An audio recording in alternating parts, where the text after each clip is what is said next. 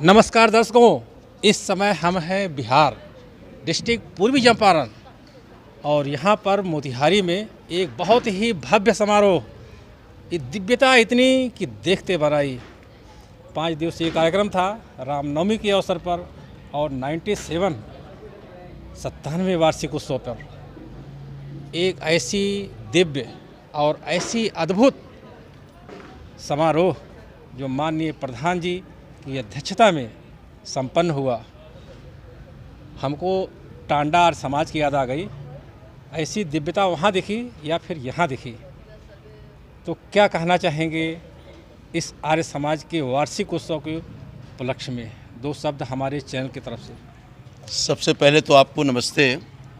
हमारे आर्य समाज की ये श्रेष्ठ परंपरा है, अपने आगत अतिथियों का हम सम्मान करते हैं और निश्चय ही ये आर्य समाज मोतिहारी का 97वां वार्षिक उत्सव और साथ साथ मर्यादा पुरुषोत्तम भगवान राम का वो जन्मदिन का अवसर रामनवमी, और ये अवसर पर हम लोग बड़े कार्यक्रम करते हैं। तमाम अतिथियों को, विद्वानों को बुलाते हैं और जो हमारी मूल अवधारणा है, इस संसार को परमपिता परमात्मा ने जो अद्भुत ज्ञान दिया था, वेदों का ज्ञान दिया था, एक संविधान दिया था, धीरे धीरे लोग उस संविधान को भूलते चले गए।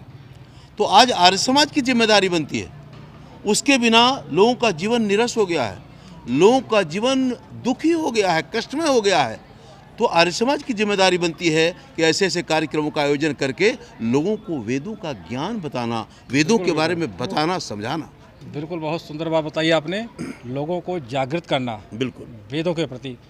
एक समय ऐसा था जब कहा जाता था कि देश, अपना भारत देश वेदों का देश है। बिल्कुल, है कि नहीं? शायद वो परंपरा फिर से वापस आ रही है और आप लोगों के थ्रू लोग जागृत हो रहे हैं। मोस्टली युवा वर्ग, जो यंग जनरेशन है।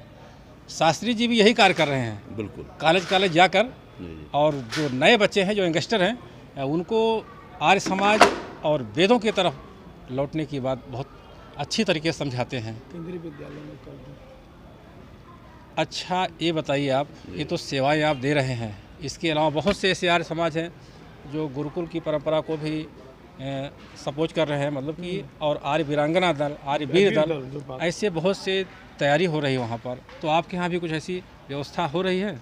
बिल्कुल, ऐसे हमारे यहाँ अभी भी पूर्व से भी चला रहा है कि हमारे यहाँ बच्चों को यहाँ पर रख करके उसको आवासीय और सामान्य तरीका का नहीं, केवल उसको वैदिक ज्ञान और वेदों से संबंधित, गुरुकुलों से संबंधित इस तरह की जानकारियाँ, इस तरह की ज्ञान दी जाती है, उस तरह की शिक्षा। लेकिन अभी हमारे यहाँ उस तरीके के प्रशिक्षित कोई शिक्षक नहीं है, लेकिन प्रयास हमारी योजना है, आगे हमारी योजना है कि हम गुरुकुलीय व्यवस्था यहाँ काम करेंगे, है ना।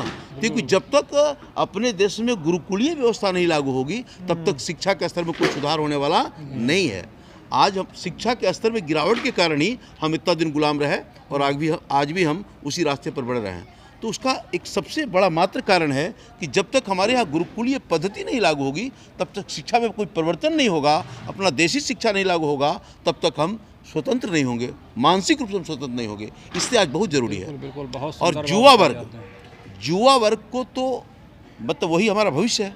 बिल्कुल। अगर वही अंधकार में हो जाए, वही भटक जाए, तो पूरा देश का रास्ता ही भटक जाएगा। इसलिए आज सबसे ज़रूरी है कि युवा वर्ग को उसको संभाल कर, उसको सही दिशा देकर और उसको सही रास्ते पर चलाना। अगर वो सही रास्ते पर चलना सीख गया तो फिर हम विश्व गुरु बन सकते हैं। बहुत सुंदर बात बताई आपने।